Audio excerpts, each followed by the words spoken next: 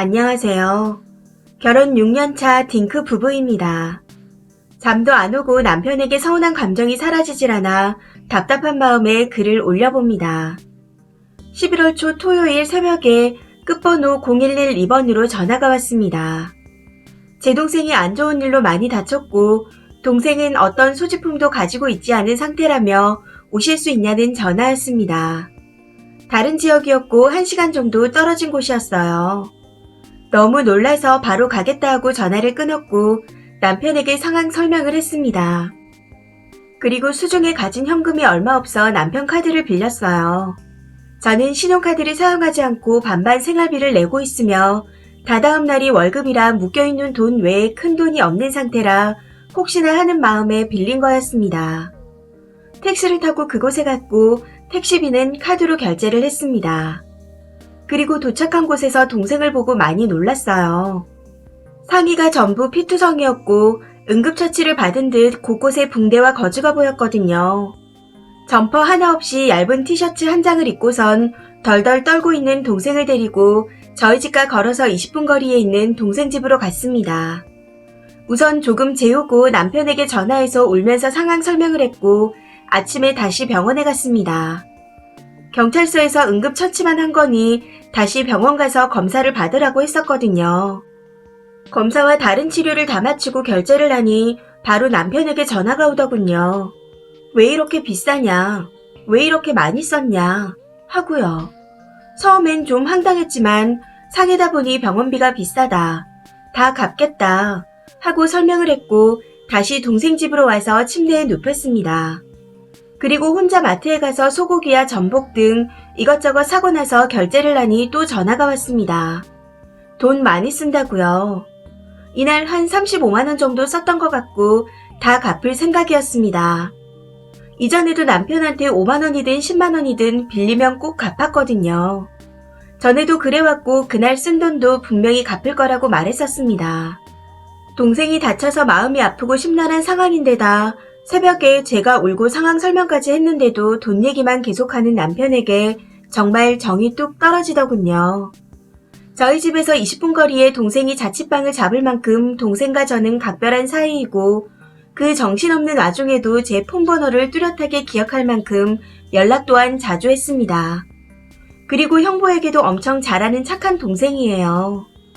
그런데 동생 괜찮나는 말은 한마디도 없이 그저 돈 얘기만 하던 남편이 지금도 이해가 안 됩니다. 긴 말은 생략하겠지만 평소에도 돈돈거리던 사람이에요. 그 일이 한 달 정도 지난 지금까지도 마음이 풀리지가 않습니다. 이런 남편한테 정 떨어지고 이혼까지 생각하는 제가 너무한 걸까요? 제 마음을 조금이라도 공감해 주실 분 계시려나요? 추가입니다. 새벽에 푸녀받은 쓴 글이 이렇게 관심을 받을 줄은 생각도 못했습니다. 그냥 하소연 좀 하려던 글이어서 제가 너무 대충 적었는데 우선 경찰서가 아니라 파출소가 맞겠네요. 그리고 동생은 이미 응급실에서 머리 두 곳에 의료용 스탬플러를 해서 거즈를 붙여놓았었고 팔에는 붕대를 감아놓은 상태였습니다. 그 외 목 부분에도 거즈를 많이 붙여놓은 상태였어요. 신고받고 출동해서 제 동생을 응급실에 먼저 데려간 게 파출소에 계셨던 경찰분들이고 거기서 지혈과 찢어진 부위를 봉합만 하고 엑스레이는 찍지 않았다고 했습니다. 그래서 저한테 다시 제대로 검사를 받아야 한다고 말씀하셨어요. 동생은 걷는데 지장이 없었고 의식도 있었기에 파출소에서 상황 설명을 하고 조사를 받았고 월요일에 경찰서로 넘어가서 담당 형사님이 배정되었다고 들었습니다. 저는 남편에 대한 감정을 쓴 글이라 동생 상황을 세세하게 적지 않았는데 설명이 부족해서 오해의 소지가 있어 보여 조금 추가했습니다. 남편과는 각방을 쓰고 있으며 별 대화가 없어요. 퇴근하면 동생 집에 들렸다가 자정이 다 되어갈 때 집에 가서 바로 잠이 들었고 다음날 바로 출근하는 패턴이었습니다. 그리고 당시에는 동생 걱정이 최우선이라 정신과 치료를 받게 하려고 설득 중이었습니다. 동생은 괜찮다 멀쩡하다 했지만 걱정돼서 지금까지 대부분의 시간을 동생과 보내다 보니 남편에 대해서 크게 생각할 시간이 없었던 것 같습니다. 그리고 수입 부분은 남편과 저 비슷해요. 200 중반 정도 받고 있고 50씩 생활비로 각출하고 나머지는 서로 터치 안 했습니다. 저는 용돈 30만원 정도를 빼고 대부분은 적금에 넣고 남편은 주식 투자를 한다는 거 정도로만 알고 있어요. 그래서 급한 일 있을 때 남편한테 몇 번 돈을 빌렸고 이번에 빌린 것도 다 갚았습니다. 연애할 때부터 데이트 통장을 썼었고 돈에는 항상 인색하던 사람이라 자기 옷도 잘 안 사입는 사람이고 외식도 좋아하지 않는 사람입니다. 돈에 관련된 건 정말 너무 많지만 한 가지만 말하자면 가끔 제가 치킨이나 피자가 먹고 싶어 배달음식 시켜 먹자고 말하면 본인은 생각 없으니 생활비로 쓰지 마라. 네가 먹고 싶으니 네 용돈에서 사 먹어라. 하고 말하는데 정작 시켜놓으면 저보다 더 많이 먹는 그런 식입니다. 외식도 비슷한 패턴이죠. 집안일 언급이 많으시던데 음식이랑 빨래는 제가 다 하고 청소는 대부분 같이 합니다. 지금까지는 이혼에 대해 생각할 여유가 없었던 것 같아요. 핑계로 들리실 수 있지만 남편 생각보다는 동생 걱정이 더 컸습니다. 그런데 다른 분들의 생각도 다 들어보니 이런 생활을 유지할 이유가 없다는 판단이 서네요. 댓글 써주신 분들 모두 감사합니다. 댓글입니다. 첫 번째 댓글. 솔직히 말하면 동생이랑 밥 먹으러 나간다 해서 카드를 끌고도 보통 사람들은 저렇게 전화해서 따지진 않아요.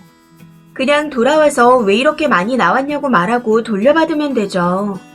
그런데 사고로 나간 거 알면서도 저러면 진짜 사람 같지 않을 듯 합니다. 부부 사이가 아니라 그냥 친구나 룸메이트에도 가족이 다쳐서 응급실 실려간 사람한테 저러진 못하죠.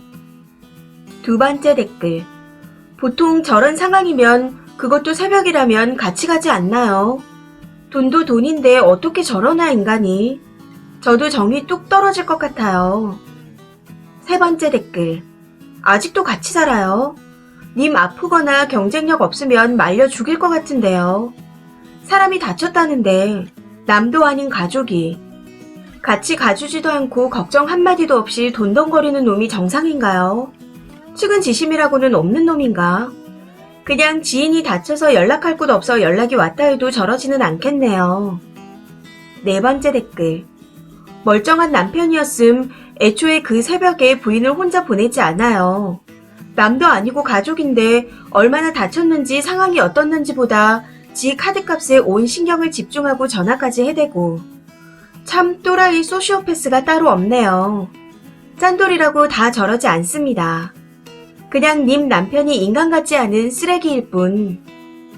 다섯 번째 댓글. 미안한데 님 남편 소시오패스 같아요. 처제가 피투성이가 될 정도로 다치면 놀래서 같이 뛰어가도 모자랄 상황에 집구석에 처박혀서 돈 얼마 쓰는지 세고 앉아있고 그것도 모자라서 돈 많이 썼다고 전화질까지 하다니. 말이 안 나오네요.